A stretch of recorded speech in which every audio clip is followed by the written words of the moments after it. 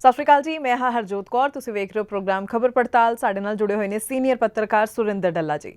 ਬਹੁਤ ਬਹੁਤ ਸਵਾਗਤ ਹੈ ਡੱਲਾ ਜੀ। ਸਤਿ ਸ਼੍ਰੀ ਅਕਾਲ। ਸਤਿ ਸ਼੍ਰੀ ਅਕਾਲ ਹਰਜੋਤ ਜੀ, ਬਹੁਤ ਬਹੁਤ ਧੰਨਵਾਦ ਤੁਹਾਡਾ ਵੀ ਔਰ ਦੁਨੀਆ ਭਰ ਦੇ ਪੰਜਾਬੀਆਂ ਦਾ ਵੀ ਬਹੁਤ ਬਹੁਤ ਧੰਨਵਾਦ। ਡੱਲਾ ਜੀ, ਗੱਲ ਆਪਾਂ ਜਲੰਧਰ ਜ਼ਿਮਨੀ ਚੋਣ ਦੀ ਕਰੀਏ ਤਾਂ ਤਕਰੀਬਨ 20 ਕੁ ਦਿਨ ਬਚੇ ਨੇ ਚੋਣਾਂ ਦੇ ਲਈ ਤੇ ਸਾਰੀਆਂ ਸਿਆਸੀ ਪਾਰਟੀਆਂ ਆਪਣਾ ਪੂਰਾ ਜ਼ੋਰ ਵੀ ਲਗਾ ਰਹੀਆਂ ਨੇ।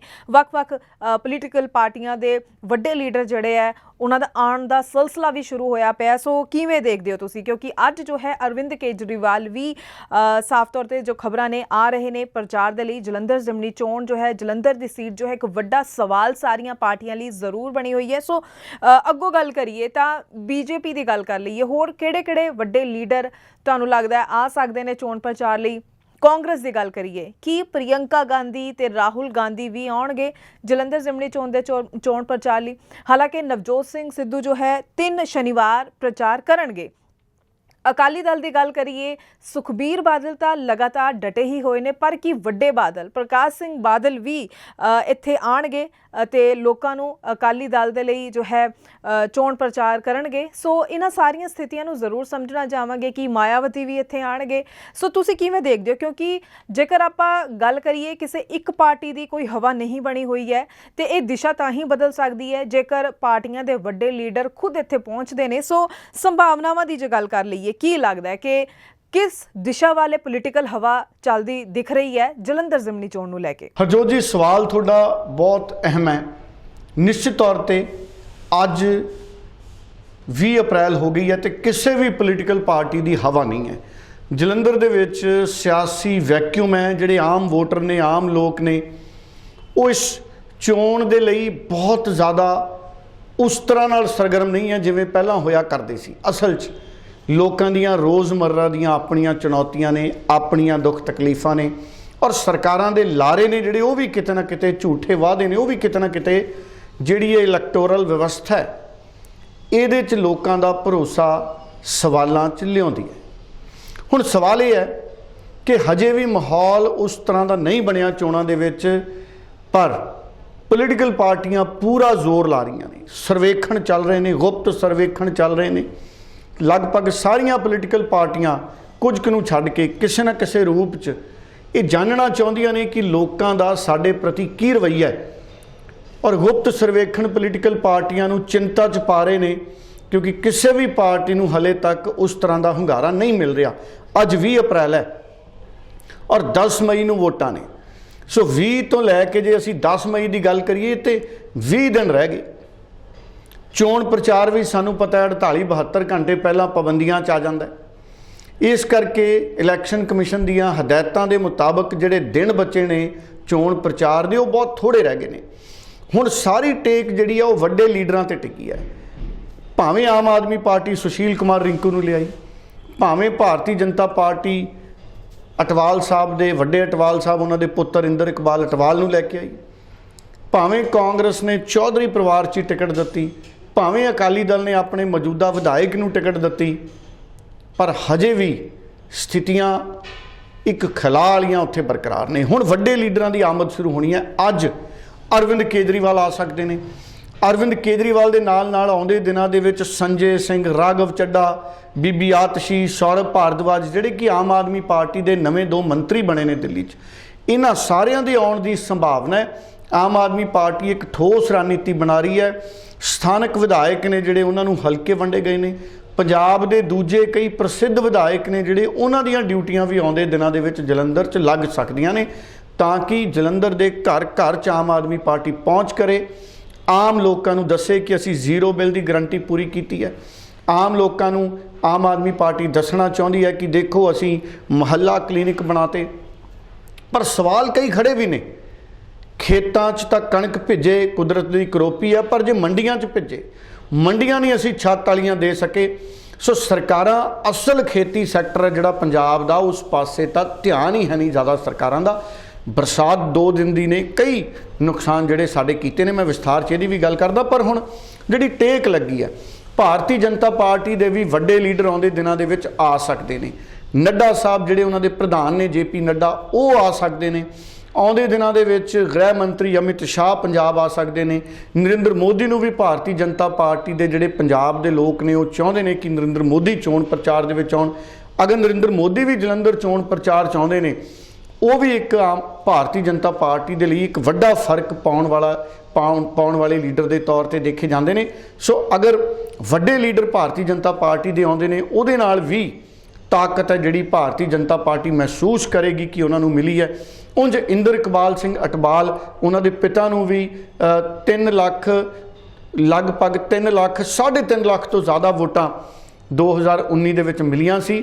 ਸੋ ਇਸ ਕਰਕੇ ਉਹ ਖੁਦ ਬੜੇ ਬੁਲੰਦ ਹੌਸਲੇ ਦੇ ਵਿੱਚ ਨੇ ਔਰ ਕਿਤੇ ਨਾ ਕਿਤੇ ਲੱਗਦਾ ਉਹਨਾਂ ਨੂੰ ਕਿ ਪੇਂਡੂ ਖੇਤਰਾਂ ਦੇ ਵਿੱਚ ਵੀ ਇਸ ਵਾਰ ਭਾਰਤੀ ਜਨਤਾ ਪਾਰਟੀ ਆਪਣੇ ਦਮ ਤੇ ਦੂਸਰੀਆਂ ਪਾਰਟੀਆਂ ਦੇ ਮੁਕਾਬਲੇ ਚੰਗਾ ਕਰੇਗੀ। ਹਰੇਕ ਨੂੰ ਉਮੀਦ ਹੈ। ਆਮ ਆਦਮੀ ਪਾਰਟੀ ਨੂੰ ਵੀ ਲੱਗਦਾ।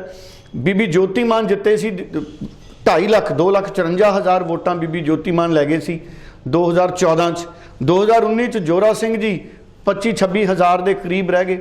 ਇਸ ਕਰਕੇ ਆਮ ਆਦਮੀ ਪਾਰਟੀ ਨੂੰ ਉਮੀਦ ਹੈ ਕਿ ਜੇ ਅਸੀਂ 22 'ਚ 4 ਸੀਟਾਂ ਜਿੱਤੀਆਂ ਤੇ ਕੇਜਰੀਵਾਲ ਜਦੋਂ ਹੁਣ ਰੋਡ ਸ਼ੋਅ ਕਰਨਗੇ ਜਾਂ ਰੈਲੀ ਨੁਮਾ ਪ੍ਰੋਗਰਾਮ ਕਰਨਗੇ, ਮੀਟਿੰਗਾਂ ਕਰਨਗੇ, ਤੇ ਉਹਦੇ ਨਾਲ ਚੋਣ ਪ੍ਰਚਾਰ ਨੂੰ ਹੁੰਗਾਰਾ ਮਿਲੂਗਾ। ਉਂਝ ਵੀ CBI ਵੱਲੋਂ ਸੱਦੇ ਜਾਣ ਤੋਂ ਬਾਅਦ ਅਰਵਿੰਦ ਕੇਜਰੀਵਾਲ ਵੱਡੇ ਖੁਲਾਸੇ ਪੰਜਾਬ 'ਚ ਆ ਕੇ ਕਰ ਸਕਦੇ ਨੇ, ਨਰਿੰਦਰ ਮੋਦੀ ਤੇ ਪੋਲੀਟੀਕਲ ਅਟੈਕ ਕਰ ਸਕਦੇ ਨੇ। ਪਹਿਲਾਂ ਵੀ ਉਹਨਾਂ ਨੇ ਨਰਿੰਦਰ ਮੋਦੀ ਦੀ ਪੜ੍ਹਾਈ ਤੇ ਕਈ ਸਵਾਲ ਚੁੱਕੇ ਨੇ। ਸੋ ਪੰਜਾਬ ਆ ਕੇ ਉਹ ਇੱਕ ਵਾਰੀ ਫਿਰ ਨਰਿੰਦਰ ਮੋਦੀ ਤੇ ਪੋਲੀਟੀਕਲ ਅਟੈਕ ਕਰ ਸਕਦੇ ਨੇ। ਭਗਵੰਤ ਮਾਨ ਅੱਜ ਵਾਪਸ ਮੁੜ ਸਕਦੇ ਨੇ। ਸਾਨੂੰ ਪਤਾ ਹੈ ਕਰਨਾਟਕਾ 'ਚ ਉਹਨਾਂ ਦੀ ਡਿਮਾਂਡ ਬਹੁਤ ਹੈ ਭਾਈ। ਭਗਵੰਤ ਮਾਨ ਅੱਜ ਕੱਲ੍ਹ ਉਸ ਪੋਜੀਸ਼ਨ 'ਚ ਨੇ ਜਿਸ ਪੋਜੀਸ਼ਨ ਤੇ ਨਵਜੋਤ ਸਿੰਘ ਸਿੱਧੂ ਪੂਰੇ ਦੇਸ਼ 'ਚ ਕਾਂਗਰਸ ਦੇ ਲਈ ਪ੍ਰਚਾਰ ਕਰਦੇ ਸੀ। ਅੱਜ ਭਗਵੰਤ ਮਾਨ ਆਮ ਆਦਮੀ ਪਾਰਟੀ ਲਈ ਉਸੇ ਤਰਜ਼ ਤੇ ਪ੍ਰਚਾਰ ਕਰਦੇ ਨੇ। ਸੋ ਅੱਜ ਅਰਵਿੰਦ ਕੇਜਰੀਵਾਲ ਦੇ ਨਾਲ ਹੀ ਸਾਨੂੰ ਜਲੰਧਰ 'ਚ ਭਗਵੰਤ ਮਾਨ ਨਜ਼ਰ ਆ ਸਕਦੇ ਨੇ। ਔਰ BJP ਦੀ ਗੱਲ ਹੋਈ, ਅਕਾਲੀ ਦਲ ਦੇ ਵਿੱਚ ਹਰਜੋਤ ਜੀ ਲਗਾਤਾਰ ਇਹ ਗੱਲ ਉੱਠ ਰਹੀ ਹੈ। ਬਹੁਤ ਸਾਰੇ ਲੋਕ ਅਕਾਲੀ ਦਲ ਦੇ ਚਾਹੁੰਦੇ ਨੇ ਵੀ ਜੇ ਕਿਤੇ ਵੱਡੇ ਪ੍ਰਕਾਸ਼ ਸਿੰਘ ਬਾਦਲ ਜਲੰਧਰ 'ਚ ਆ ਜਾਣ। ਵੱਡੇ ਪ੍ਰਕਾਸ਼ ਸਿੰਘ ਬਾਦਲ ਦਾ ਸਾਰੇ ਭਾਈਚਾਰਿਆਂ ਦੇ ਨਾਲ ਬਹੁਤ ਚੰਗਾ ਤਾਲਮੇਲ ਰਿਹਾ। ਅਕਾਲੀ ਦਲ ਦੀ ਸਰਕਾਰ ਵੇਲੇ ਜਲੰਧਰ ਦੇ ਵਿੱਚ ਜਿੰਨੇ ਵੀ ਭਾਈਚਾਰੇ ਨੇ ਉਹਨਾਂ ਦੇ ਨਾਲ ਬਹੁਤ ਨੇੜਤਾ ਰਹੀ ਹੈ ਪ੍ਰਕਾਸ਼ ਸਿੰਘ ਬਾਦਲ ਦੀ। ਸੋ ਅਕਾਲੀ ਦਲ ਨੂੰ ਇਹ ਲੱਗਦਾ ਹੈ, ਹਾਲਾਂਕਿ ਅਕਾਲੀ ਬਸਪਾ ਗੱਠਜੋੜ ਹੈ ਔਰ ਅਕਾਲੀ ਬਸਪਾ ਗੱਠਜੋੜ ਨੂੰ ਵੀ ਅਸੀਂ ਕਮਜ਼ੋਰ ਕਰਕੇ ਨਹੀਂ ਦੇਖ ਸਕਦੇ। ਜਦੋਂ ਬੀਬੀ ਜੋਤੀ ਮਾਨ ਆਮ ਆਦਮੀ ਪਾਰਟੀ ਦੇ 2,54,000 ਦੇ ਕਰੀਬ ਉਹਨਾਂ ਨੇ ਵੋਟਾਂ ਲਈਆਂ 2014 'ਚ, ਤੇ ਬਹੁਜਨ ਸਮਾਜ ਪਾਰਟੀ 30,000 ਤੋਂ ਘੱਟ ਵੋਟਾਂ ਤੇ ਆ ਗਈ ਸੀ।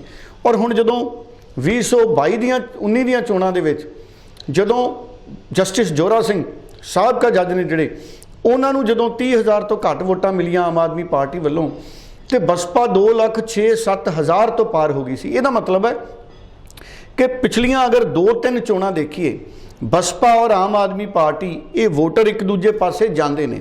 ਇਸ ਕਰਕੇ ਇਸ ਵਾਰ ਅਗਰ ਬਹੁਜਨ ਸਮਾਜ ਪਾਰਟੀ ਔਰ ਅਕਾਲੀ ਦਲ ਆਪਣੀਆਂ ਵੋਟਾਂ ਨੂੰ ਇਕੱਠੇ ਕਰ ਗਏ ਤੇ ਤੁਸੀਂ ਅਕਾਲੀ ਦਲ ਔਰ ਬਸਪਾ ਨੂੰ ਵੀ ਕਮਜ਼ੋਰ ਨਹੀਂ ਦੇਖ ਸਕਦੇ। ਸੋ ਭਾਵੇਂ ਕਾਂਗਰਸ ਆਪਣੇ ਆਪ 'ਚ ਕੌਨਫੀਡੈਂਟ ਹੈ ਕਿ ਅਸੀਂ ਸਭ ਤੋਂ ਪਹਿਲੀ ਦੇਸ਼ ਦੀ ਚੋਣ 1952 'ਚ ਜਦੋਂ ਪਹਿਲੀ ਚੋਣ ਹੋਈ ਦੇਸ਼ ਦੀ ਪਾਰਲੀਮੈਂਟ ਦੀ ਜਲੰਧਰ ਦੀ, ਤੇ ਕਾਂਗਰਸ ਨੇ ਜਿੱਤੀ। ਹੁਣ ਵੀ ਪਿਛਲੀਆਂ ਕਈ ਟਰਮਾਂ ਤੋਂ ਕਾਂਗਰਸ ਹੈ।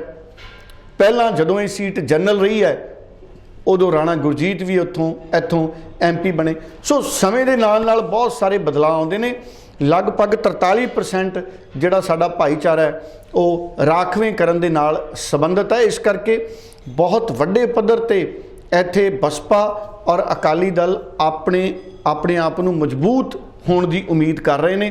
ਹਾਲਾਂਕਿ BJP ਵੀ ਆਪਣੇ ਆਪ ਨੂੰ ਮਜ਼ਬੂਤ ਹੋਣ ਦੀ ਉਮੀਦ ਕਰ ਰਹੀ ਹੈ। BJP ਦੇ ਕੁਝ ਲੀਡਰਾਂ ਨਾਲ ਮੇਰੀ ਗੱਲਬਾਤ ਹੋਈ, ਉਹ ਕਹਿੰਦੇ ਅਸੀਂ ਬੜੇ ਆਸਵੰਦ ਹਾਂ ਕਿਉਂਕਿ ਜਦੋਂ 4-5 ਕੋਣੀ ਮੁਕਾਬਲਾ ਹੁੰਦਾ ਹੈ ਤੇ BJP ਇਹ ਮੰਨ ਰਹੀ ਹੈ ਕਿ ਅਸੀਂ ਸੰਗਰੂਰ ਦੇ ਸਿਮਰਨਜੀਤ ਸਿੰਘ ਮਾਨ ਦੀ ਤਰ੍ਹਾਂ ਇੱਥੇ ਕਰਿਸ਼ਮਾ ਕਰ ਸਕਦੇ ਹਾਂ। BJP ਦੇ 2-3 ਲੀਡਰਾਂ ਨੇ ਇਹ ਕਿਹਾ ਕਿ ਸੰਗਰੂਰ 'ਚ ਜਿਸ ਤਰ੍ਹਾਂ ਦਾ ਪੋਲੀਟੀਕਲ ਵੈਕਿਊਮ ਸੀ, ਦੂਜੀਆਂ ਪਾਰਟੀਆਂ ਦੀ ਟੱਕਰ ਸੀ ਤੇ ਸਿਮਰਨਜੀਤ ਸਿੰਘ ਮਾਨ ਜਿੱਤ ਗਏ। BJP ਨੂੰ ਲੱਗਦਾ ਕਿ ਆਮ ਆਦਮੀ ਪਾਰਟੀ ਔਰ ਕਾਂਗਰਸ, ਜਿਵੇਂ ਲੋਕ ਕਹਿ ਰਹੇ ਨੇ, ਕੁਝ ਪੋਲੀਟੀਕਲ ਲੋਕ ਕਹਿ ਰਹੇ ਨੇ ਕਿ ਕਾਂਗਰਸ ਦਾ ਬਹੁਤ ਵੱਡਾ ਇੱਥੇ ਦਬਦਬਾ ਰਹਿੰਦਾ ਹੈ, ਉਹ ਕਹਿੰਦੇ ਆਪ ਸੱਟ ਮਾਰ ਸਕਦੀ ਹੈ ਕਾਂਗਰਸ ਦੇ ਵੋਟ ਬੈਂਕ ਨੂੰ।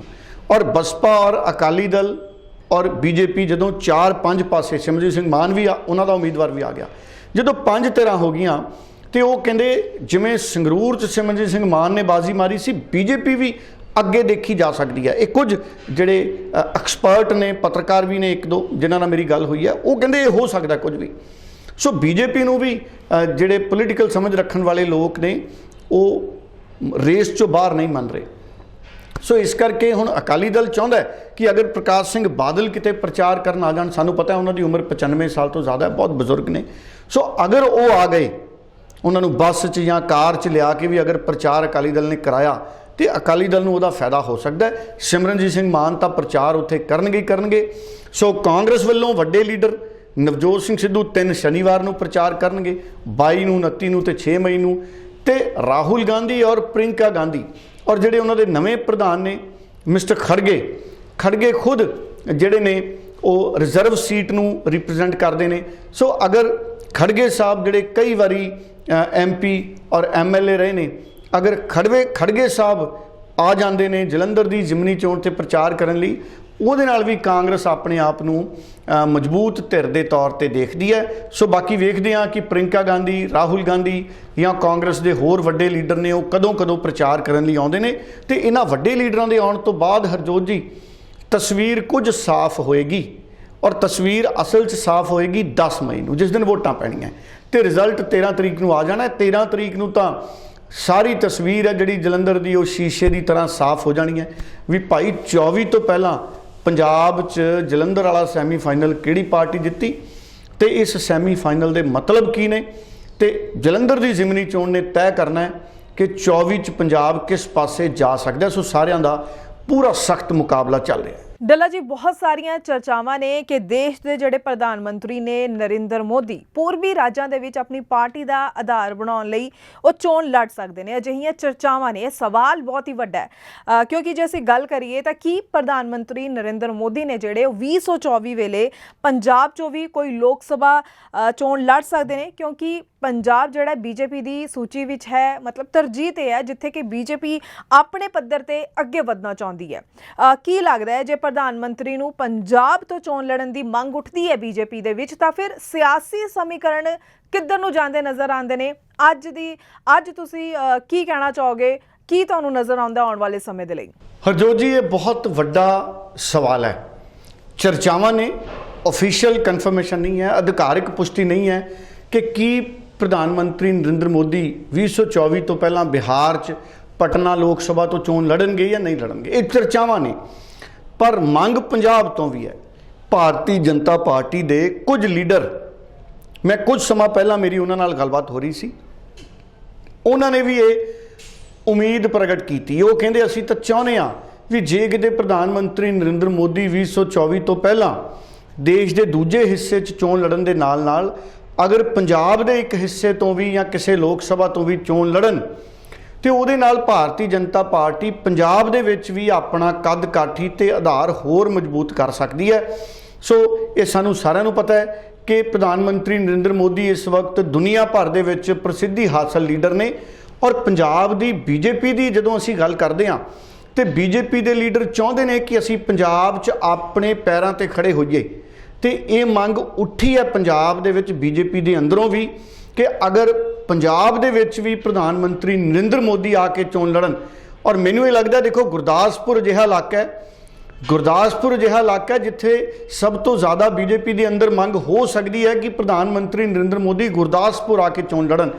ਇਹ ਵੀ ਸਾਨੂੰ ਪਤਾ ਹੈ ਕਿ ਸ਼੍ਰੀ ਕਰਤਾਰਪੁਰ ਸਾਹਿਬ ਦਾ ਲਾਂਘਾ ਖਲਵਾਉਣ ਦੇ ਵਿੱਚ ਨਵਜੋਤ ਸਿੰਘ ਸਿੱਧੂ ਹੋਣਾ ਦੀ ਵੀ ਵੱਡੀ ਭੂਮਿਕਾ ਰਹੀ ਹੈ, ਪਰ ਇਹਦੇ ਨਾਲ ਦੇਸ਼ ਦੇ ਪ੍ਰਧਾਨ ਮੰਤਰੀ ਨਰਿੰਦਰ ਮੋਦੀ ਦੀ ਵੀ ਭੂਮਿਕਾ ਰਹੀ ਹੈ। ਸੋ ਕਰਤਾਰਪੁਰ ਸਾਹਿਬ ਦਾ ਲਾਂਘਾ ਜਦੋਂ ਖੁੱਲ੍ਹਦਾ, ਦੋ ਦੇਸ਼ਾਂ ਦਾ ਫੈਸਲਾ ਜਿਹਦੇ ਵਿੱਚ ਪ੍ਰਧਾਨ ਮੰਤਰੀ ਭਾਰਤ ਵਾਲੇ ਤੇ ਪਾਕਿਸਤਾਨ ਵਾਲੇ ਵੀ ਸ਼ਾਮਲ ਸੀ। ਸੋ ਬੀਜੇਪੀ ਉਸ ਗੱਲ ਨੂੰ ਵੀ ਪੰਜਾਬ ਦੇ ਵਿੱਚ ਅੱਗੇ ਲਿਜਾ ਸਕਦੀ ਹੈ। ਭਾਵੇਂ ਕਾਂਗਰਸ ਨੇ ਨਵਜੋਤ ਸਿੰਘ ਸਿੱਧੂ ਵੱਲੋਂ, ਕੁਦਰਤ ਵੱਲੋਂ ਜਿਹੜੀ ਨਵਜੋਤ ਸਿੰਘ ਸਿੱਧੂ ਨੂੰ ਇਹ ਜ਼ਿੰਮੇਵਾਰੀ ਦਿੱਤੀ ਗਈ, ਭਾਵੇਂ ਕਾਂਗਰਸ ਜ਼ਿਆਦਾ ਪ੍ਰਚਾਰ ਇਸ ਗੱਲ ਦਾ ਨਹੀਂ ਕਰ ਸਕੀ, ਪਰ ਪੰਜਾਬ ਦੇ ਲੋਕ ਇਹ ਮਹਿਸੂਸ ਕਰਦੇ ਨੇ ਕਿ ਨਵਜੋਤ ਸਿੰਘ ਸਿੱਧੂ ਦੀ ਵੱਡੀ ਭੂਮਿਕਾ ਸੀ, ਔਰ ਬੀਜੇਪੀ ਵੀ ਪ੍ਰਧਾਨ ਮੰਤਰੀ ਨਰਿੰਦਰ ਮੋਦੀ ਦੀ ਭੂਮਿਕਾ ਨੂੰ ਅੱਗੇ ਰੱਖ ਕੇ ਪੰਜਾਬ ਦੇ ਵਿੱਚ ਉਹਨਾਂ ਨੂੰ ਚੋਣਾਂ 'ਚ ਅੱਗੇ ਵਧਾ ਸਕਦੀ ਹੈ। ਉਂਝ ਵੀ ਜਿਹੜਾ ਬਾਲ ਦਿਵਸ ਦਾ ਪ੍ਰਬੰਧ ਕੀਤਾ ਐਡੇ ਵੱਡੇ ਪੱਧਰ ਤੇ ਭਾਰਤੀ ਜਨਤਾ ਪਾਰਟੀ ਵੱਲੋਂ, ਪ੍ਰਧਾਨ ਮੰਤਰੀ ਨਰਿੰਦਰ ਮੋਦੀ ਵੱਲੋਂ, ਉਹਦੀ ਵੀ ਬਹੁਤ ਦੁਨੀਆ ਭਰ ਦੇ ਵਿੱਚ ਚਰਚਾ ਹੈ। ਔਰ ਵੱਖ-ਵੱਖ ਜਿਹੜੇ ਸਿੱਖ ਭਾਈਚਾਰੇ ਦੇ ਲੀਡਰ ਨੇ ਉਹਨਾਂ ਦੇ ਨਾਲ ਲਗਾਤਾਰ ਦਿੱਲੀ ਦੇ ਵਿੱਚ ਮੁਲਾਕਾਤਾਂ, ਉਹਨਾਂ ਦੇ ਲਈ ਜਿਹੜੀਆਂ ਨੇ ਖਾਸ ਤੌਰ ਤੇ ਆਪਣੇ ਘਰ ਦੇ ਵਿੱਚ ਪ੍ਰੋਗਰਾਮਾਂ ਦਾ ਪ੍ਰਬੰਧ ਕਰਨਾ। ਮੈਨੂੰ ਲੱਗਦਾ ਕਿਤੇ ਨਾ ਕਿਤੇ ਨਰਿੰਦਰ ਮੋਦੀ ਪੰਜਾਬ ਦੇ ਪ੍ਰਤੀ ਆਪਣਾ ਜਿਹੜਾ ਜੁੜਾਅ ਹੈ ਉਹਨੂੰ ਵਧਾਉਣ ਦੇ ਯਤਨਾਂ 'ਚ ਨੇ। ਔਰ ਅਜਿਹੇ ਹਾਲਾਤਾਂ ਦੇ ਵਿੱਚ ਪੰਜਾਬ ਬੀਜੇਪੀ ਦੇ ਕਈ ਲੀਡਰ ਆਉਂਦੇ ਦਿਨਾਂ 'ਚ ਹੋ ਸਕਦਾ ਖੁੱਲ੍ਹ ਕੇ ਵੀ ਇਹ ਮੰਗ ਕਰਨ ਕਿ ਅਸੀਂ ਚਾਹੁੰਦੇ ਹਾਂ ਕਿ ਪ੍ਰਧਾਨ ਮੰਤਰੀ ਨਰਿੰਦਰ ਮੋਦੀ ਪੰਜਾਬ ਤੋਂ ਵੀ ਲੜਨ। ਪਰ ਅਗਰ ਉਹ ਲੜਦੇ ਨੇ, ਕਿਉਂਕਿ ਇਹ ਅੰਦਰ ਖਾਤੇ ਮੰਗ ਬੀਜੇਪੀ ਦੇ ਵਿੱਚ ਹੈ, ਅਗਰ ਉਹ ਲੜਦੇ ਨੇ ਤੇ 2024 ਚ ਪੰਜਾਬ ਦੀ ਸਿਆਸਤ 'ਚ ਵੱਡਾ ਉਲਟ ਫੇਰ ਹਰਜੋਤ ਜੀ ਹੋ ਸਕਦਾ ਹੈ। ਬਾਕੀ ਹਜੇ 2024 ਨੂੰ ਵਕਤ ਹੈ। ਜਲੰਧਰ ਦੀ ਜ਼ਿਮਨੀ ਚੋਣ ਨੇ ਕਾਫੀ ਕੁਝ ਤੈਅ ਕਰਨਾ ਹੈ। ਉਸ ਤੋਂ ਬਾਅਦ ਅਗਲੀਆਂ ਗੱਲਾਂ ਜਿਹੜੀਆਂ ਨੇ ਭਾਰਤੀ ਜਨਤਾ ਪਾਰਟੀ ਤੈਅ ਕਰੇਗੀ ਕਿ ਅਸੀਂ ਕਿਵੇਂ ਅੱਗੇ ਵਧਣਾ। ਪਰ ਪੰਜਾਬ 'ਚ ਬੀਜੇਪੀ ਨੂੰ ਇੱਕ ਅਜਿਹੇ ਲੀਡਰ ਦੀ ਲੋੜ ਹੈ ਜਿਹੜਾ ਸਾਰੇ ਭਾਈਚਾਰਿਆਂ 'ਚ ਵੱਡਾ ਆਧਾਰ ਰੱਖਦਾ ਹੋਵੇ। ਭਾਵੇਂ ਕੈਪਟਨ ਅਮਰਿੰਦਰ ਸਿੰਘ, ਸੁਨੀਲ ਜਾਖੜ ਜਾਂ ਬੀਜੇਪੀ ਨੇ ਕਈ ਹੋਰ ਪੁਰਾਣੇ ਕਾਂਗਰਸ ਦੇ ਲੀਡਰ ਆਪਣੀ ਪਾਰਟੀ 'ਚ ਸ਼ਾਮਲ ਕਰਾਏ ਨੇ, ਲੇਕਿਨ ਫਿਰ ਵੀ ਬੀਜੇਪੀ ਕੋਲੇ ਇਸ ਵਕਤ ਕੋਈ ਅਜਿਹਾ ਪੰਜਾਬ ਦੇ ਵਿੱਚ ਖੇਤਰੀ ਵੱਡਾ ਚਿਹਰਾ ਨਹੀਂ ਹੈ ਜਿਹੜਾ ਇੱਕ ਬਹੁਤ ਜਿਹਨੂੰ ਕਹਿੰਦੇ ਨੇ ਕਿ ਕ੍ਰਿਸ਼ਮੇ ਵਾਲਾ ਚਿਹਰਾ ਹੋਵੇ। ਸਾਰੇ ਭਾਈਚਾਰੇ ਜਿਹੜੇ ਨੇ ਉਹ ਨਾਲ ਲੈ ਕੇ ਪੰਜਾਬ ਦੇ ਮੁੱਦਿਆਂ ਤੇ ਲੜਾਈ ਲੜ ਸਕਦਾ ਹੋਵੇ। ਅਸਲ 'ਚ ਪੰਜਾਬੀਅਤ ਦੇ ਸਾਰੇ ਮੁੱਦੇ ਨੇ ਜਿਹੜੇ ਉਹ ਸਾਂਝੇ ਰੂਪ 'ਚ ਐਡਰੈਸ ਕਰਨੇ ਪੈਣਗੇ ਅਗਰ ਭਾਰਤੀ ਜਨਤਾ ਪਾਰਟੀ ਦਾ ਕੋਈ ਵੀ ਲੀਡਰ ਚਾਹੁੰਦਾ ਹੈ ਕਿ ਪੰਜਾਬ ਦੇ ਸਾਰੇ ਭਾਈਚਾਰਿਆਂ 'ਚ ਤੇ ਸਾਰੇ ਖਿੱਤਿਆਂ 'ਚੋਂ ਆਪਣੀ ਥਾਂ ਬਣਾਵੇ। ਸੋ ਮੈਨੂੰ ਲੱਗਦਾ ਬੀਜੇਪੀ ਨੂੰ ਹਜੇ ਮਿਹਨਤ ਕਰਨ ਦੀ ਲੋੜ ਤਾਂ ਹੈ ਹੀ ਹੈ, ਪਰ ਅਗਰ ਪ੍ਰਧਾਨ ਮੰਤਰੀ ਆ ਜਾਂਦੇ ਨੇ ਤੇ ਇੱਕ ਵੱਡੀ ਕਮੀ ਭਾਰਤੀ ਜਨਤਾ ਪਾਰਟੀ ਦੀ ਪੰਜਾਬ ਦੇ ਪ੍ਰਤੀ ਉਹ ਪੂਰੀ ਹੋ ਸਕਦੀ ਹੈ। ਡੱਲਾ ਜੀ, ਦੇਸ਼ ਦੀ ਲੋਕ ਸਭਾ ਦੇ ਸਾਬਕਾ ਡਿਪਟੀ ਸਪੀਕਰ ਨੇ ਜਿਹੜੇ ਚਰਨਜੀਤ ਸਿੰਘ ਅਟਵਾਲ, ਉਹਨਾਂ ਨੇ ਸ਼੍ਰੋਮਣੀ ਅਕਾਲੀ ਦਲ ਨੂੰ ਛੱਡ ਦਿੱਤਾ। ਹਾਲਾਂਕਿ ਇਸ ਤੋਂ ਪਹਿਲਾਂ ਉਹਨਾਂ ਦੇ ਜਿਹੜੇ ਪੁੱਤਰ ਨੇ ਇੰਦਰ ਇਕਬਾਲ ਸਿੰਘ ਅਟਵਾਲ ਪਹਿਲਾਂ ਹੀ ਸ਼੍ਰੋਮਣੀ ਅਕਾਲੀ ਦਲ ਨੂੰ ਛੱਡ ਕੇ ਬੀਜੇਪੀ ਵਿੱਚ ਸ਼ਾਮਿਲ ਹੋ ਗਏ ਸੀ ਅਤੇ ਜਲੰਧਰ ਜ਼ਿਮਨੀ ਚੋਣ ਲਈ ਸਾਨੂੰ ਸਾਰਿਆਂ ਨੂੰ ਪਤਾ ਹੈ ਕਿ ਬੀਜੇਪੀ ਵੱਲੋਂ ਉਮੀਦਵਾਰ ਵੀ ਨੇ। ਪਰ ਜਦੋਂ ਉਹ ਹੁਣ ਚਰਨਜੀਤ ਸਿੰਘ ਅਟਵਾਲ ਅਕਾਲੀ ਦਲ ਨੂੰ ਛੱਡਦੇ ਨੇ ਤਾਂ ਅਕਾਲੀ ਦਲ ਦੇ ਇੱਕ ਸੀਨੀਅਰ ਬੁਲਾਰੇ ਦਾ ਬਿਆਨ ਵੀ ਆਉਂਦਾ ਹੈ ਜਾਂ ਅਸੀਂ ਇਲਜ਼ਾਮ ਕਹਿ ਲਈਏ ਚਰਨਜੀਤ ਸਿੰਘ ਅਟਵਾਲ ਤੇ। ਉਹਨਾਂ ਨੇ ਕਿਹਾ ਕਿ ਚਰਨਜੀਤ ਸਿੰਘ ਅਟਵਾਲ ਜੋ ਹੈ ਗਵਰਨਰ ਬਣਨ ਦੀ ਇੱਛਾ ਰੱਖਦੇ ਨੇ। ਸੋ ਇਸ ਪਲਟਵਾਰ ਨੂੰ ਵੀ ਤੁਸੀਂ ਕਿਵੇਂ ਵੇਖਦੇ ਹੋ ਔਰ ਕਿੰਨਾ ਕੁ ਵੱਡਾ ਝਟਕਾ ਅਕਾਲੀ ਦਲ ਲਈ ਆਪਾਂ ਮੰਨ ਸਕਦੇ ਹਾਂ ਕਿ ਚਰਨਜੀਤ ਸਿੰਘ ਅਟਵਾਲ ਵਰਗੇ ਟਕਸਾਲੀ ਅਕਾਲੀ ਜਦੋਂ ਸ਼੍ਰੋਮਣੀ ਅਕਾਲੀ ਦਲ ਨੂੰ ਛੱਡ ਦਿੰਦੇ ਨੇ, ਕੀ ਕਹੋਗੇ ਤੁਸੀਂ? ਹਰਜੋਤ ਜੀ, ਚਰਨਜੀਤ ਸਿੰਘ ਅਟਵਾਲ ਦੇਸ਼ ਦੇ ਸਾਬਕਾ ਡਿਪਟੀ ਸਪੀਕਰ ਰਹੇ ਨੇ, ਸ਼੍ਰੋਮਣੀ ਅਕਾਲੀ ਦਲ ਵੱਲੋਂ ਕਈ ਦਫੇ MP ਰਹੇ ਨੇ, ਫਿਲੌਰ ਲੋਕ ਸਭਾ ਹਲਕੇ ਤੋਂ ਪਹਿਲਾਂ MP ਰਹੇ ਨੇ ਔਰ ਕਈ ਵਾਰੀ ਵਿਧਾਇਕ ਰਹੇ ਨੇ ਔਰ ਪੰਜਾਬ ਵਿਧਾਨ ਸਭਾ ਦੇ ਸਪੀਕਰ ਰਹੇ ਨੇ।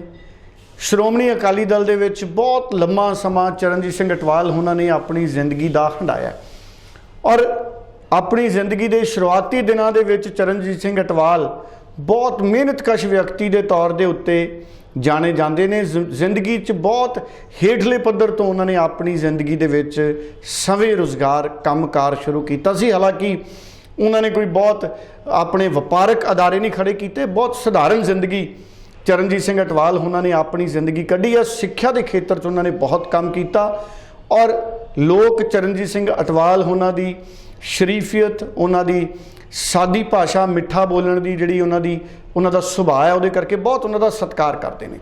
ਹੁਣ ਪਿਛਲੀ ਵਾਰੀ ਉਹ ਜਲੰਧਰ ਤੋਂ ਸ਼੍ਰੋਮਣੀ ਅਕਾਲੀ ਦਲ ਵੱਲੋਂ ਚੋਣ ਲੜੇ ਪਰ ਜਿੱਤ ਨਹੀਂ ਸਕੇ, ਲੇਕਿਨ ਉਹ ਦੂਜੇ ਨੰਬਰ ਤੇ ਰਹੇ ਅਕਾਲੀ ਬੀਜੇਪੀ ਕਾਂਗਰਸ ਤੋਂ 19-20 ਹਜ਼ਾਰ ਦੇ ਫਰਕ ਦੇ ਨਾਲ ਉਹ ਹਾਰੇ।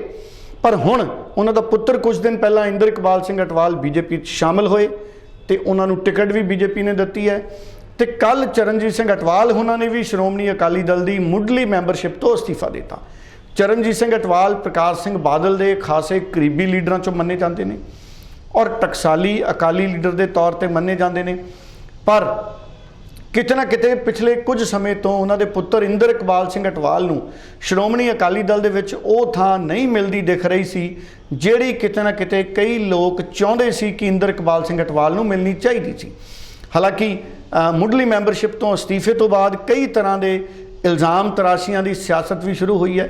ਮੈਂ ਸੁਣ ਰਿਹਾ ਸੀ ਸ਼੍ਰੋਮਣੀ ਅਕਾਲੀ ਦਲ ਦੇ ਲੀਡਰ, ਉਹਨਾਂ ਦੇ ਇੱਕ ਬੁਲਾਰੇ ਨੇ, ਉਹਨਾਂ ਦੇ ਬੁਲਾਰੇ ਕਹਿੰਦੇ ਕਿ ਚਰਨਜੀਤ ਸਿੰਘ ਅਟਵਾਲ ਸ਼ਾਇਦ ਗਵਰਨਰ ਬਣਨਾ ਚਾਹੁੰਦੇ ਨੇ। ਉਹਨਾਂ ਦੀ ਪਹਿਲਾਂ ਵੀ ਗਵਰਨਰ ਬਣਨ ਦੀ ਇੱਛਾ ਸੀ। ਮੈਨੂੰ ਲੱਗਦਾ ਜਿੰਨਾ ਤਜਰਬਾ ਪੜ੍ਹਾਈ ਲਿਖਾਈ ਚਰਨਜੀਤ ਸਿੰਘ ਅਟਵਾਲ ਉਹਨਾਂ ਕੋਲੇ ਹੈ, ਅਗਰ ਭਾਰਤੀ ਜਨਤਾ ਪਾਰਟੀ ਉਹਨਾਂ ਨੂੰ ਗਵਰਨਰ ਲਾਉਣ ਬਾਰੇ ਵੀ ਸੋਚਦੀ ਹੈ ਤੇ ਇਹਦੇ 'ਚ ਕੋਈ ਬੁਰਾਈ ਨਹੀਂ ਹੈ। ਚਰਨਜੀਤ ਸਿੰਘ ਅਟਵਾਲ ਬਹੁਤ ਚੰਗੇ ਸਾਦਗੀ ਭਰੇ ਤਰੀਕੇ ਦੇ ਨਾਲ ਦੇਸ਼ ਦੇ ਵਿੱਚ ਜਿਹੜੀ ਲੋਕ ਸਭਾ ਦੇ ਡਿਪਟੀ ਸਪੀਕਰ ਦੇ ਤੌਰ ਤੇ ਕੰਮ ਕਰਦੇ ਰਹੇ ਨੇ ਔਰ ਜਦੋਂ ਦੇਸ਼ 'ਚ ਪ੍ਰਧਾਨ ਮੰਤਰੀ ਨਰਿੰਦਰ ਮੋਦੀ ਸੀ ਉਹਨਾਂ ਦਿਨਾਂ 'ਚ ਇੰਦਰ ਇਕਬਾਲ ਸਿੰਘ ਅਟਵਾਲ ਵੀ ਬਹੁਤ ਜ਼ਿਆਦਾ ਸਰਗਰਮ ਰਹੇ ਨੇ ਸਾਡੀ ਪਾਰਲੀਮੈਂਟ ਦੇ ਵਿੱਚ। ਸੋ ਇਸ ਕਰਕੇ ਮੈਨੂੰ ਲੱਗਦਾ ਕਿ ਅਗਰ ਗਵਰਨਰ ਵੀ ਭਾਰਤੀ ਜਨਤਾ ਪਾਰਟੀ ਭਵਿੱਖ 'ਚ ਉਹਨਾਂ ਨੂੰ ਲਾਉਂਦੀ ਹੈ, ਜਦਕਿ ਉਹਨਾਂ ਦਾ ਦਾਅਵਾ ਬਹੁਤ ਵੱਡਾ ਹੈ। ਹੁਣ ਉਹ ਗੱਲ ਵੱਖਰੀ ਹੈ ਕਿ ਚਰਨਜੀਤ ਸਿੰਘ ਅਟਵਾਲ ਖੁਦ ਗਵਰਨਰ ਲੱਗਣਾ ਚਾਹਣਗੇ ਜਾਂ ਨਹੀਂ, ਪਰ ਬੀਜੇਪੀ ਜ਼ਰੂਰ ਚਾਹੂਗੀ ਕਿ ਇਸ ਤਰੀਕੇ ਦੇ ਜਿਹੜੇ ਵੱਡੇ ਲੀਡਰ ਨੇ ਉਹਨਾਂ ਨੂੰ ਕਿਤੇ ਨਾ ਕਿਤੇ ਜਿਹੜੇ ਅਹਿਮ ਅਹੁਦਿਆਂ ਦੇ ਉੱਤੇ ਬਿਠਾਇਆ ਜਾਵੇ, ਕਿਉਂਕਿ ਬਹੁਤ ਜ਼ਿਆਦਾ ਸਿਆਸੀ ਔਰ ਸੰਵਿਧਾਨ ਦਾ ਤਜਰਬਾ, ਕਾਨੂੰਨ ਦਾ ਤਜਰਬਾ ਹੈ ਚਰਨਜੀਤ ਸਿੰਘ ਅਟਵਾਲ ਉਹਨਾਂ ਨੂੰ। ਮੈਂ ਗੱਲ ਸੁਣ ਰਿਹਾ ਸੀ, ਅਕਾਲੀ ਦਲ ਵੱਲੋਂ ਪਲਟਵਾਰ ਹੋਏ ਨੇ, ਕਿਉਂਕਿ ਸਿੱਧੇ ਤੌਰ ਤੇ ਅਕਾਲੀ ਦਲ ਨੂੰ ਨੁਕਸਾਨ ਹੈ, ਕਿਉਂਕਿ ਕਈ ਲੀਡਰਾਂ ਨੇ ਸ਼੍ਰੋਮਣੀ ਅਕਾਲੀ ਦਲ ਨੂੰ ਛੱਡਿਆ। ਜਿਹੜੇ ਚਰਨਜੀਤ ਸਿੰਘ ਬਰਾੜ ਨੇ ਉਹਨਾਂ ਨੇ ਇੱਕ ਸਧਾਰਨ ਟਿੱਪਣੀ ਕੀਤੀ ਹੈ। ਉਹ ਕਹਿੰਦੇ ਮੈਂ ਚਰਨਜੀਤ ਸਿੰਘ ਅਟਵਾਲ ਉਹਨਾਂ ਦਾ ਨਿੱਜੀ ਤੌਰ ਤੇ ਤਾਂ ਸਤਿਕਾਰ ਕਰਦਾ, ਪਰ ਜਦੋਂ ਲੀਡਰ ਇਹਨਾਂ ਹਾਲਾਤਾਂ 'ਚ ਅਚਾਨਕ ਪਾਰਟੀਆਂ ਛੱਡਦੇ ਨੇ, ਜਦੋਂ ਦੂਜੇ ਪਾਸੇ ਪਰਿਵਾਰਾਂ 'ਚ ਟਿਕਟ ਮਿਲਦੀ ਹੈ, ਤੇ ਕਿਤੇ ਨਾ ਕਿਤੇ ਇਹ ਲੱਗਦਾ ਹੈ ਕਿ ਲੋਕ ਉਨੀ ਦੇਰ ਹੀ ਪਾਰਟੀਆਂ 'ਚ ਨੇ, ਕਈ ਲੋਕ ਜਿੰਨੀ ਦੇਰ ਉਹ ਅਹੁਦਿਆਂ ਤੇ ਨੇ। ਚਰਨਜੀਤ ਬਰਾੜ ਨੇ ਕਿਹਾ ਕਿ ਅਕਾਲੀ ਦਲ ਨੇ ਬਹੁਤ ਕੁਝ ਦਿੱਤਾ ਚਰਨਜੀਤ ਸਿੰਘ ਅਟਵਾਲ ਨੂੰ, ਉਹਨਾਂ ਨੂੰ ਡਿਪਟੀ ਸਪੀਕਰ ਤੱਕ ਦੇ ਵੱਡੇ ਅਹੁਦੇ ਤੇ, ਸਪੀਕਰ ਪੰਜਾਬ ਵਿਧਾਨ ਸਭਾ ਤੱਕ ਦੇ ਅਹੁਦੇ ਤੇ ਅਕਾਲੀ ਦਲ ਲੈ ਕੇ ਗਿਆ। ਪਰ ਮੈਨੂੰ ਇਹ ਲੱਗਦਾ ਕਿ ਬਹੁਤ ਸਾਰੇ ਲੀਡਰ ਨੇ ਜਿਨ੍ਹਾਂ ਦੀ ਕਾਬਲੀਅਤ ਹੈ, ਉਹਨਾਂ ਦੀ ਕਾਬਲੀਅਤ ਕਰਕੇ ਉਹ ਆਪਣੀ ਥਾਂ ਤੇ ਪਹੁੰਚਦੇ ਨੇ। ਕੱਲੀਆਂ ਪਾਰਟੀਆਂ ਤੇ ਅਸੀਂ ਛੱਡ ਦਈਏ ਕਿ ਪਾਰਟੀਆਂ ਹੀ ਕਿਸੇ ਵਿਅਕਤੀ ਦਾ ਕਿਰਦਾਰ ਬਣਾਉਂਦੀਆਂ ਨੇ, ਇਹਦੇ 'ਚ ਕੁਝ ਹੱਦ ਤੱਕ ਤਾਂ ਸਹਿਮਤੀ ਹੋ ਸਕਦੀ ਹੈ, ਪਰ ਨੀਤੀਗਤ ਤੌਰ ਤੇ ਔਰ ਵਿਚਾਰਕ ਤੌਰ ਤੇ ਸਾਂਝ ਬੜੀ ਜ਼ਰੂਰੀ ਹੈ। ਅਗਰ ਅਕਾਲੀ ਦਲ ਔਰ ਚਰਨਜੀਤ ਸਿੰਘ ਅਟਵਾਲ ਦੇ ਵਿਚਾਲੇ ਸਾਂਝ ਟੁੱਟੀ ਹੈ, ਤੇ ਉਹ ਸਾਂਝ ਕਿਉਂ ਟੁੱਟੀ, ਉਹਦੇ ਲਈ ਜ਼ਿੰਮੇਦਾਰ ਕੌਣ ਹੈ, ਇਹ ਵੀ ਘੋਖ ਕਰਨੀ ਜ਼ਰੂਰੀ ਹੈ, ਤਾਂ ਹੀ ਅਸੀਂ ਕਿਸੇ ਨੂੰ ਜ਼ਿੰਮੇਦਾਰ ਠਹਿਰਾ ਸਕਦੇ ਹਾਂ। ਖੈਰ, ਅਕਾਲੀ ਦਲ ਦੇ ਲੀਡਰ ਅੱਜ ਕੱਲ੍ਹ ਆਪ ਹੀ ਕਹਿੰਦੇ ਸਾਡੇ ਰਿਜੈਕਟ ਹੋਏ ਲੀਡਰ ਹੀ ਬੀਜੇਪੀ 'ਚ ਸ਼ਾਮਲ ਹੋ ਰਹੇ ਨੇ। ਉਂਝ ਕਾਂਗਰਸੀ ਵੀ ਅੱਜ ਕੱਲ੍ਹ ਇਹ ਕਹਿ ਰਹੇ ਨੇ, ਕਹਿੰਦੇ ਸਾਡੇ ਲੋਕਾਂ ਦੇ ਰਿਜੈਕਟ ਹੋਏ ਲੀਡਰ ਬੀਜੇਪੀ 'ਚ ਸ਼ਾਮਲ ਹੋ ਰਹੇ ਨੇ। ਸੋ ਭਾਰਤੀ ਜਨਤਾ ਪਾਰਟੀ, ਇਹਦੇ 'ਚ ਕੋਈ ਦੋ ਰਾਏ ਹੈ ਵੀ ਨਹੀਂ ਹੈ ਕਿ ਕੁਝ ਅਜਿਹੇ ਲੀਡਰ ਬੀਜੇਪੀ 'ਚ ਪਿਛਲੇ ਸਮੇਂ 'ਚ ਗਏ ਨੇ ਜਿਨ੍ਹਾਂ ਦਾ ਆਮ ਲੋਕਾਂ ਦੇ ਵਿੱਚ ਉਸ ਤਰ੍ਹਾਂ ਦਾ, ਉਸ ਪੱਧਰ ਦਾ ਆਧਾਰ ਨਹੀਂ ਹੈ ਕਿ ਉਹ ਭਾਰਤੀ ਜਨਤਾ ਪਾਰਟੀ ਦਾ ਬਹੁਤ ਫਾਇਦਾ ਕਰ ਸਕਣ। ਬਲਕਿ ਕੁਝ ਲੀਡਰਾਂ ਦੇ, ਕਾਂਗਰਸੀ ਲੀਡਰਾਂ ਦੇ ਬੀਜੇਪੀ 'ਚ ਜਾਣ ਨਾਲ ਬੀਜੇਪੀ ਨੂੰ ਮੈਨੂੰ ਲੱਗਦਾ ਘਾਟਾ ਹੀ ਪਿਆ ਹੋਣਾ, ਕੋਈ ਬਹੁਤਾ ਫਾਇਦਾ ਨਜ਼ਰ ਨਹੀਂ ਆਇਆ। ਹੋ ਸਕਦਾ ਭਵਿੱਖ 'ਚ ਕੋਈ ਫਾਇਦਾ ਹੋਵੇ, ਪਰ ਚਰਨਜੀਤ ਸਿੰਘ ਅਟਵਾਲ ਇੱਕ ਵੱਡੇ ਕੱਦ ਦੇ ਆਗੂ ਸੀ ਔਰ ਪੰਜਾਬ ਦੀ ਸਿਆਸਤ 'ਚ ਚਰਨਜੀਤ ਸਿੰਘ ਅਟਵਾਲ ਉਹਨਾਂ ਦੀ ਇਮਾਨਦਾਰੀ ਦੀ ਛਵੀ ਔਰ ਚੰਗੀ ਭੂਮਿਕਾ ਰਹੀ ਹੈ। ਬਾਕੀ ਹੁਣ ਅਕਾਲੀ ਦਲ ਦੇ ਲੀਡਰਾਂ ਨੇ ਬਹੁਤ ਸਖਤ ਰਿਐਕਸ਼ਨ ਦਿੱਤੇ ਹੈ। ਆਪਾਂ ਸਾਰੀਆਂ ਧਿਰਾਂ ਦੇ ਪੋਲੀਟੀਕਲ ਰਿਐਕਸ਼ਨ ਸੁਣਾਂਗੇ। ਆਪਾਂ ਇਹ ਵੀ ਸੁਣਾਂਗੇ ਕਿ ਇੱਕ ਵਾਰ ਫੇਰ ਭਗਵੰਤ ਮਾਨ ਨੇ ਕਰਨਾਟਕਾ ਦੇ ਵਿੱਚ ਤਾਬੜਤੋੜ ਸਿਆਸੀ ਹਮਲੇ ਕੀਤੇ। मोदी जी की पार्टी है बीजेपी, उन्होंने कहा था कि हमें वोट दे दो, हर आदमी के खाते में 15-15 लाख रुपए आ जाएगा। आ गया। अरे शपथ भाई, आप तो कह रहे थे आ गया, हमारे भी नहीं आया पंजाब में, वो नहीं आएगा।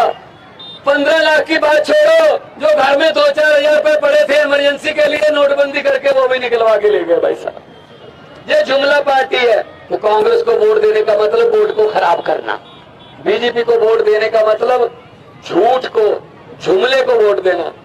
एक पार्टी आम आदमी पार्टी, चुनाव चिन्ह भी बहुत अच्छा है। ये महिलाएं आई हैं, बाएं बहनें, सुबह उठकर सबसे पहले क्या उठाती हैं? झाड़ू, सफाई करने के लिए।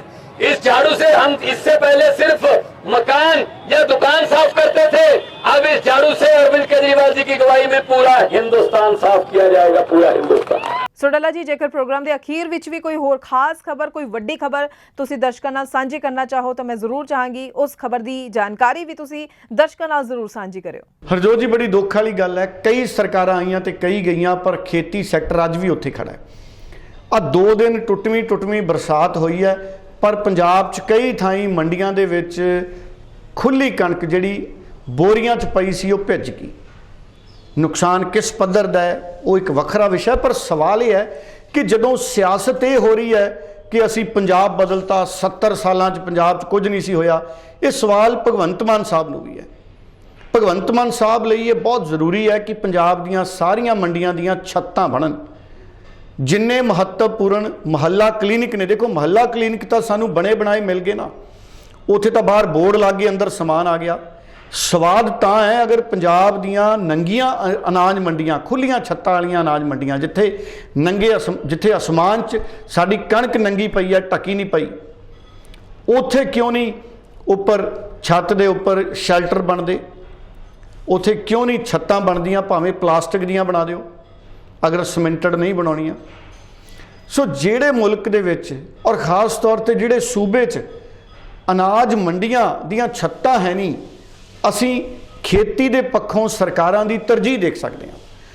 ਜਿੰਨੇ ਅਖਬਾਰਾਂ 'ਚ ਇਸ਼ਤਿਹਾਰ ਛਪੇ ਨੇ ਪਿਛਲੇ 1 ਸਾਲ 'ਚ, ਕਿੰਨੀਆਂ ਮੰਡੀਆਂ ਦੀਆਂ ਛੱਤਾਂ ਪੈ ਜਾਣੀਆਂ ਸੀ। ਭਗਵੰਤ ਮਾਨ ਸਾਹਿਬ ਇਸ਼ਤਿਹਾਰ ਦੇਣ ਦੀ ਲੋੜ ਨਹੀਂ ਸੀ ਪੈਣੀ, ਔਰ ਨਾ ਸਾਡੇ ਕੋਲੇ ਗੋਦਾਮ ਨੇ, ਨਾ ਸਟੋਰੇਜ ਦੀ ਵਿਵਸਥਾ। ਮੈਨੂੰ ਨਵਜੋਤ ਸਿੰਘ ਸਿੱਧੂ ਇਸੇ ਕਰਕੇ ਚੇਤੇ ਆਉਂਦਾ ਹੈ, ਨਵਜੋਤ ਸਿੰਘ ਸਿੱਧੂ ਨੇ ਖੇਤੀਬਾੜੀ ਸੈਕਟਰ ਨੂੰ ਤਰਜੀਹੀ ਸੈਕਟਰ ਰੱਖਿਆ। ਜੇ ਪੰਜਾਬ ਦੀ ਕਾਇਆ ਪਲਟ ਹੋਣੀ ਹੈ, ਉਦਯੋਗ ਨਾਲ ਹੋਣੀ ਹੈ ਤੇ ਖੇਤੀ ਨਾਲ ਹੋਣੀ ਹੈ। ਅਸੀਂ ਖੇਤੀ ਆਧਾਰਿਤ ਇਕੋਨਮੀ ਆ, ਸਾਡੀ ਐਗਰੀਕਲਚਰ ਇਕੋਨਮੀ ਖੇਤੀ ਤੇ ਹੈ। ਅਸੀਂ 50 ਹਰ ਸਾਲ 33-34 ਲੱਖ ਹੈਕਟੇਅਰ 'ਚ ਕਣਕ ਤੇ ਝੋਨਾ ਬੀਜਦੇ ਹਾਂ, ਬਾਕੀ ਫਸਲਾਂ ਵੀ ਬੀਜਦੇ ਹਾਂ। ਸਾਡੀ ਪ੍ਰੋਡਕਸ਼ਨ 150 ਲੱਖ ਮੀਟ੍ਰਿਕ ਟਨ ਘੱਟੋ ਘੱਟ ਅਸੀਂ ਕਣਕ ਦਾ ਟੀਚਾ ਲੈ ਕੇ ਚੱਲਦੇ ਹਾਂ। ਸੋ ਜੇ ਅਸੀਂ ਕਣਕ ਤੇ ਝੋਨਾ ਸਾਂਭਣ ਦੇ ਲਈ ਮੰਡੀਆਂ ਨਹੀਂ ਢੱਕ ਸਕਦੇ, ਠੀਕ ਹੈ, ਅਸੀਂ 500 ਮਹੱਲਾ ਕਲੀਨਿਕ ਦਾਅਵਾ ਸਾਡੀ ਸਰਕਾਰ ਕਰਦੀ ਹੈ। ਕਮਰੇ ਪਹਿਲਾਂ ਹੀ ਬਣੇ ਹੋਏ ਸੀ, ਕਿਤੇ ਸੁਵਿਧਾ ਕੇਂਦਰ ਬਣੇ ਸੀ, ਕਿਤੇ ਡਿਸਪੈਂਸਰੀਆਂ ਬਣੀਆਂ ਸੀ। ਕਿੰਨੇ ਕੁ ਮਹੱਲਾ ਕਲੀਨਿਕ ਹੈ ਜਿਹੜੇ ਨਵੀਆਂ ਇਮਾਰਤਾਂ ਉਸਾਰੀਆਂ ਗਈਆਂ ਨੇ?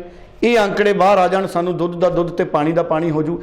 ਭਗਵੰਤ ਮਾਨ ਨਾਲ ਨਾਰਾਜ਼ਗੀ ਨਹੀਂ, 117 ਸਕੂਲ ਆਫ ਐਮੀਨੈਂਸ ਕਹਿੰਦੇ ਬਣਾਤੇ। ਉਹ ਤਾਂ ਸਕੂਲ ਪਹਿਲਾਂ ਹੀ ਬਣੇ ਹੋਏ ਸੀ, ਉਹ ਤਾਂ ਨਾਮ ਬਦਲੇ ਨੇ ਤੇ ਸਹੂਲਤਾਂ ਬਦਲੀਆਂ ਨੇ ਕੁਝ। ਇਸ ਸਾਲ ਬਾਅਦ ਪਤਾ ਲੱਗੂਗਾ ਵੀ ਕਿੱਥੇ ਗੱਲ ਖੜੀ ਹੈ। ਆ ਪਹਿਲੇ 13-14 ਮਹੀਨਿਆਂ 'ਚ ਤਾਂ ਇਹ ਸਕੀਮਾਂ ਸ਼ੁਰੂ ਹੋਈਆਂ। 500 ਮਹੱਲਾ ਕਲੀਨਿਕ, 15-16 ਹਜ਼ਾਰ 14 ਹਜ਼ਾਰ ਮਹੱਲਾ ਕਲੀਨਿਕਾਂ ਦਾ ਵਾਅਦਾ ਸੀ। ਜੇ 13-14 ਮਹੀਨਿਆਂ 'ਚ 500 ਬਣੇ ਨੇ ਤੇ 5 ਸਾਲਾਂ 'ਚ ਕਿੰਨੇ ਬਣਨਗੇ? ਸੋ ਟੀਚੇ ਸਰ ਕਰਨ ਦੇ ਲਈ ਉਸ ਤਰ੍ਹਾਂ ਦੀ ਸਾਡੇ ਕੋਲੇ ਪਲੈਨਿੰਗ ਯੋਜਨਾ ਹੋਣੀ ਚਾਹੀਦੀ ਹੈ। ਐਗਰੀਕਲਚਰ ਦੇ ਲਈ ਸਾਡੇ ਕੋਲੇ ਠੋਸ ਨੀਤੀ ਹੋਣੀ ਚਾਹੀਦੀ ਹੈ। ਨਿਰਾਪੁਰਾ ਅਸੀਂ ਕੇਂਦਰ ਤੇ ਨਿਰਭਰ ਹੈ। ਹੁਣ ਤਾਂ ਕੈਸ਼ ਕ੍ਰੈਡਿਟ ਲਿਮਿਟ ਕੇਂਦਰ ਵੱਲੋਂ ਹੈ। ਅਗਰ ਕੇਂਦਰ ਇੱਕ ਵਾਰੀ ਪੈਸਾ ਜਾਰੀ ਨਾ ਕਰੇ, ਰਿਜ਼ਰਵ ਬੈਂਕ ਨਾ ਕਰੇ, ਤੇ ਕਣਕ ਸੂਬਾ ਖਰੀਦ ਲੂ। ਉਹਨਾਂ ਸਮਰੱਥ ਸੂਬੇ ਨੂੰ ਬਣਨਾ ਪੈਣਾ ਕਿ ਅਸੀਂ 25-30-40-50 ਹਜ਼ਾਰ ਕਰੋੜ ਆਪਣੇ ਕੋਲੇ ਰੱਖੀਏ ਤਾਂ ਕਿ ਅਸੀਂ ਕਣਕ ਦਾ ਮੰਡੀਕਰਨ ਕਰ ਸਕੀਏ ਜੇ ਕਣਕ ਕਦੀ ਕੇਂਦਰ ਹੱਥ ਪਿੱਛੇ ਵੀ ਕਰੇ। ਸੋ ਇਸ ਕਰਕੇ ਜ਼ਰੂਰੀ ਹੈ ਕਿ ਸਾਡੀ ਸੂਬੇ ਦੀ ਸਰਕਾਰ, ਖਾਸ ਤੌਰ ਤੇ ਭਗਵੰਤ ਮਾਨ ਦੀ ਸਰਕਾਰ, ਜਿੱਥੇ ਥਾਂ ਗੱਲ ਹੁੰਦੀ ਹੈ 500 ਮਹੱਲਾ ਕਲੀਨਿਕ, 117 ਸਕੂਲ ਆਫ ਐਮੀਨੈਂਸ, 15-14, 15-16, 17, 18, 19, 20 ਹਜ਼ਾਰ ਸਕੂਲ ਹੋਣੇ ਪੰਜਾਬ 'ਚ। ਗੱਲ ਹੀ 125 ਸਕੂਲਾਂ ਦੀ, 117 ਦੀ, ਉਹ ਬਾਦਲ ਸਾਹਿਬ ਵੀ ਕਰਦੇ ਰਹੇ ਕਿ ਅਸੀਂ ਆਦਰਸ਼ ਸਕੂਲ ਬਣਾਵਾਂਗੇ ਹਰ ਹਲਕੇ 'ਚ। ਇੰਨੀ ਕੁ ਸਿਆਸਤ ਨਾਲ ਪੰਜਾਬ ਦੀ ਤਰੱਕੀ ਨਹੀਂ ਹੋਣੀ। ਹਾਂ, ਇੱਕ ਨੈਰੇਟਿਵ ਬਿਲਡ ਹੋ ਜਾਊਗਾ, ਗੱਲ ਸਮਝ ਆ ਜਾਂਦੀ ਹੈ ਵੀ ਠੀਕ ਹੈ, ਆਮ ਆਦਮੀ ਪਾਰਟੀ ਦੀ ਸੋਚ ਸਕੂਲਾਂ ਨੂੰ ਪ੍ਰਮੋਟ ਕਰਨ ਦੀ ਹੈ, ਸਿੱਖਿਆ ਨੂੰ ਪ੍ਰਮੋਟ ਕਰਨ ਦੀ ਹੈ, ਸਿਹਤ ਸੈਕਟਰ ਨੂੰ ਪ੍ਰਮੋਟ ਕਰਨ ਦੀ ਹੈ, ਪਰ ਸਿਲੈਕਟਿਵ ਅਪਰੋਚ ਦੇ ਨਾਲ ਪੰਜਾਬ ਦੀ ਤਰੱਕੀ ਨਹੀਂ ਹੋਣੀ। ਖੇਤੀ ਸੈਕਟਰ 'ਚ ਵੀ ਇਹੀ ਹੈ। ਸਾਨੂੰ ਮੰਡੀਆਂ ਢੱਕਣੀਆਂ ਪੈਣੀਆਂ, ਕਿਸਾਨਾਂ ਨੂੰ ਫਸਲਾਂ ਦੀ, ਸਬਜ਼ੀਆਂ ਦੀ ਸਟੋਰੇਜ ਦੇਣੀ ਪੈਣੀ ਹੈ, ਤਾਂ ਪੰਜਾਬ ਨੇ ਤਰੱਕੀ ਕਰਨੀ ਹੈ। ਨਹੀਂ ਤਾਂ ਸਾਲ 1.5 ਸਾਲ ਬਾਅਦ ਇਹਨਾਂ ਇਸ਼ਤਿਹਾਰਾਂ ਦਾ ਵੀ ਕੋਈ ਫਾਇਦਾ ਨਹੀਂ ਹੋਣਾ।